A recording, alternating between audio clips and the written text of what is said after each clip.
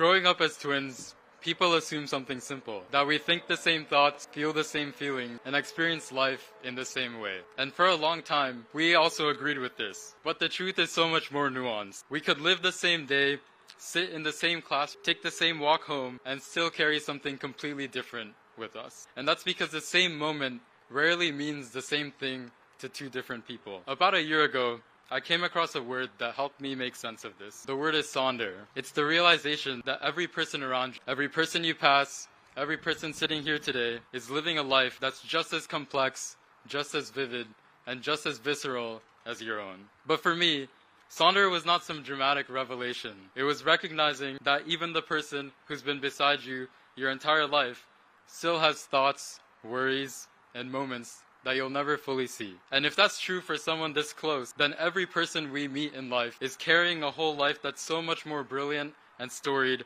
than we could ever possibly fully understand. Which means we're only left with fragments of one another. But maybe those fragments are not as small as they seem, because they're not just ordinary moments. They're the brief places where our lives actually intersect. And that realization matters, especially now, because for the first time, there is no syllabus, no cleared path, no shared definition of what's next. And that can feel uncertain, but at the same time, it's also liberating, because now we get to decide how we want to live. Will we rush from one milestone to the next, always chasing what's ahead? Or will we slow down enough to notice the people around us? Will we measure our lives only by what we accomplish, or also by how we show up for each other along the way? Because this degree is far too shallow to define us. It's meaningless on its own. No title, award, job, or institution can tell the story of who we are. That story only reveals itself in the small moments when our lives overlap, in the way we treat people